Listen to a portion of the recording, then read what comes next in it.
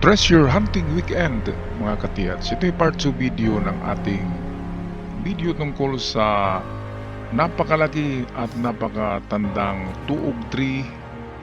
Ito na kung saan ay sa palagay ko ay mayroong nakuhang treasure sa loob ng kahoy na ito.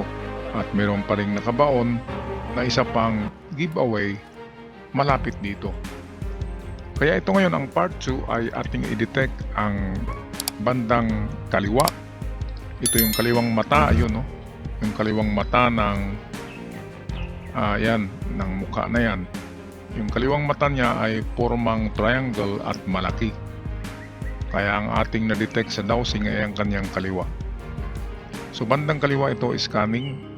Dito natin malaman kung mataas ang value o minerals lamang ang narito o decoy ba. Pwedeng decoy kasi yung mata ay nakaturo nga sa kaliwa.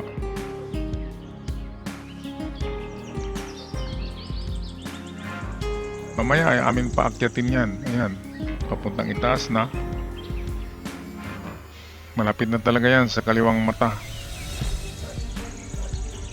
At pati yung loob ng mata ay atin i-scan yan para siguradong walang makaligtas, walang maligtaan sa parte dyan, sa harapan ng kahoy.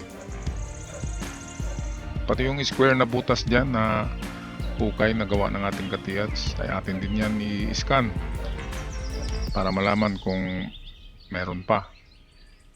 Ayan. Okay, at kung ang resulta nito ay negative sa harap at gilid ng tuog tree ay papunta na tayo sa kanyang likuran.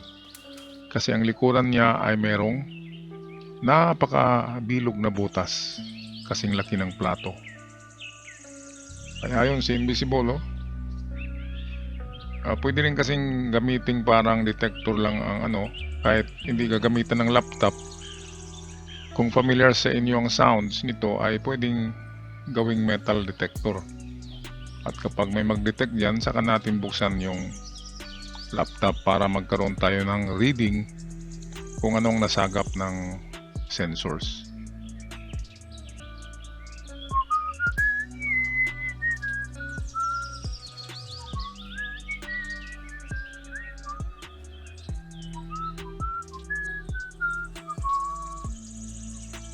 Okay mga katiyat, so negative ang resulta ng scanning natin sa left side ng mata na malaki.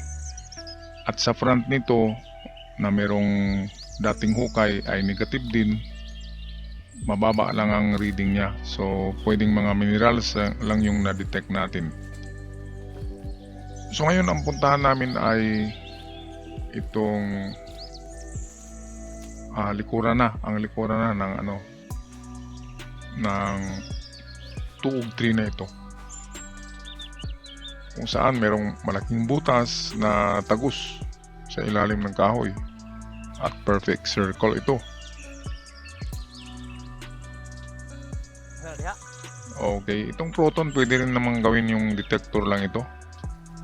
Kapag walang laptop ay kabisaduhin nyo na lang ang tunog, ang high pitch, at maklasify nyo rin kung precious ang na-detect o mababang value lamang.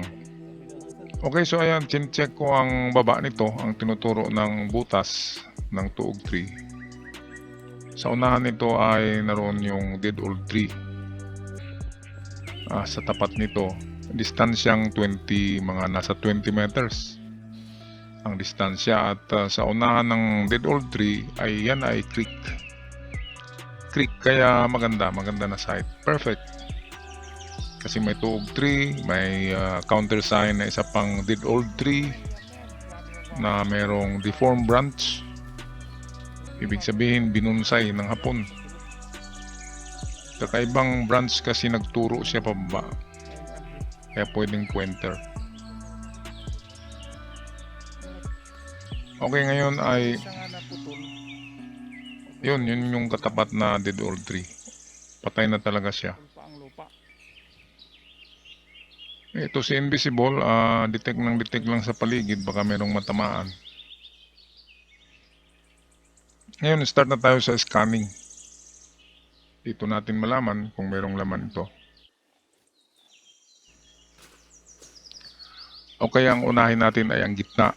Gitna ng dalawang kahoy ng higanting tuog tree na may butas at yung katapat niya na dead old tree na mayroong distansyang 20 meters.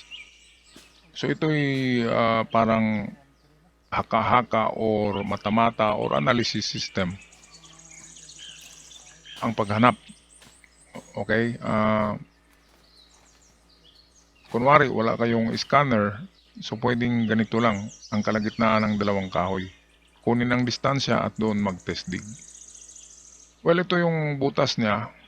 Perfect yan na circle, kaya nga lang ay medyo distorted na siya sa tagal ng panahon. Magandang site talaga ito.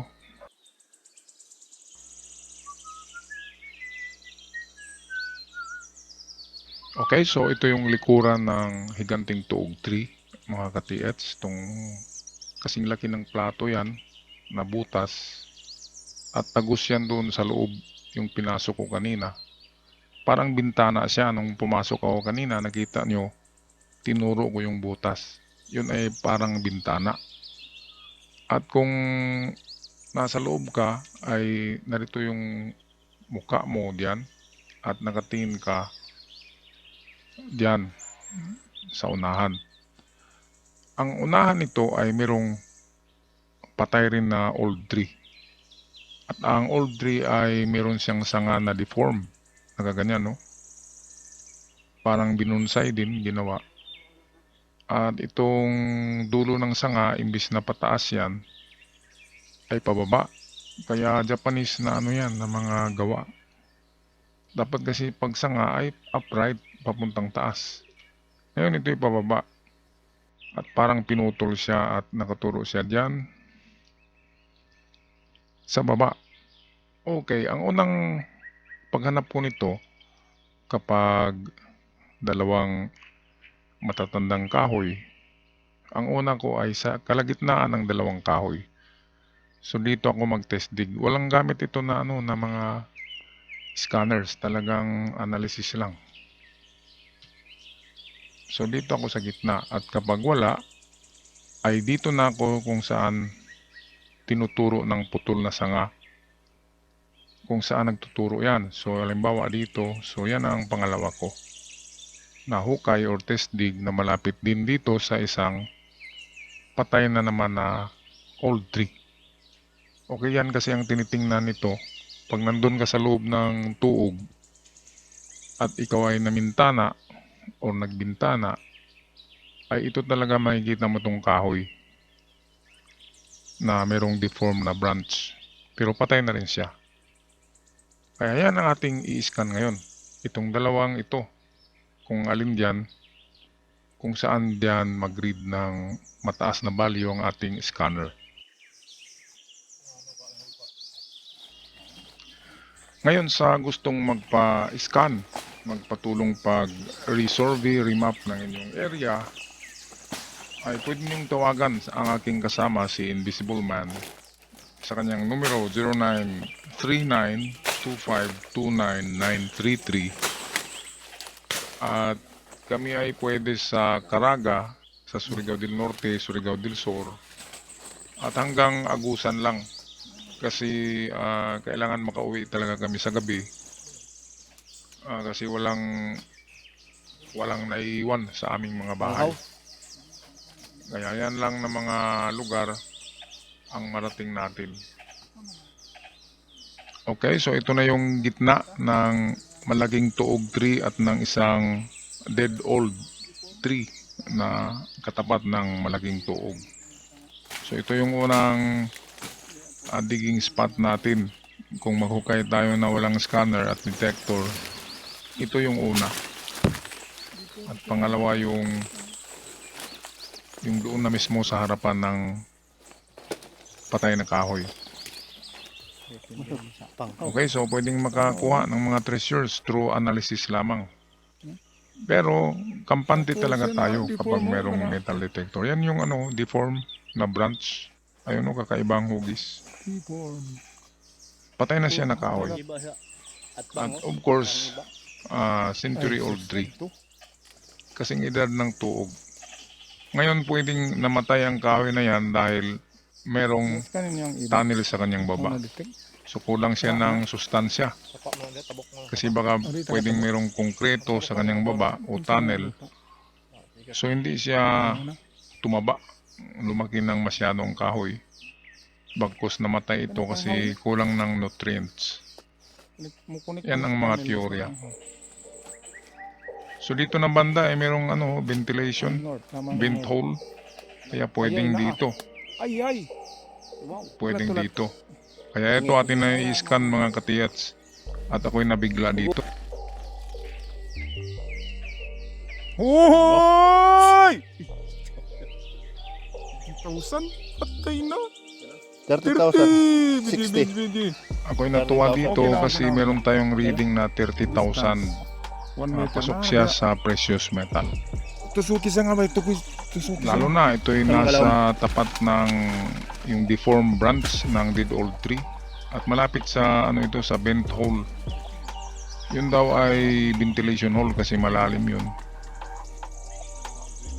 So maganda siya, alignment siya sa sa dead higanting tuog tree at dead old tree. Okay. At diyan din mismo Maintain. yung sanga na Maintain. deformed branch. Malapit din sa Goodbye. vent hole. Kaya napakaganda. Kaya kami ay maligaya na uuwi. Hey! Ayan Tulog ka o, doon. merong Tulog ka pang boxes yan. Lignin no. Tulog ka ba? At may iba-ibang lalim. Pinakamalalim 22 meters. Nakalawang. Ang kalagitnaan ay 17 at 8 meters yung nasa ibabaw. Kaya pwedeng giveaway yung mababaw, yung 8 meters, medium deposit ang 17, ang 22 ang big deposit. Ayan, malalaman nyo kung ang na-detect nyo ay Kaning duha mong mabaw. treasure kasi maganda Usa mo mabaw. ang ibibigay sa inyo na graphics. Ang Ano, usa? laptop, yung mga rectangular at Ano, square, Gani. at merong mga parang aura. Yung ganyan, no? Ayan, series na yan. Kontang ya average. Pag yung ibibigay ng 20,400. laptop sa inyo na image ay yung katag-katag, yung parang ang daming pula. Yun ay hindi solid yun. Yun ay minerals. Minerals lamang yun. Yung itong mga ganito ang maganda. 24 na lang. Kapag ganyan ang nakita nyo ay 90% na yan Pinakalawang. na meron talaga kapag ganyan. Ngayon technique niyan, ulit-ulitin nyo na lang. Oh, Tatlong beses nyong i-reset ang inyong machine Ang kalwa sir. at ano pa rin nyo. Tingnan kung ganun pa rin ang value o kung bumaba ng konti, okay lang, basta konti lang ang pagbaba. Okay, kami magpaalam na mga katiyats. Maraming salamat. God bless us all. Hanggang sa muli.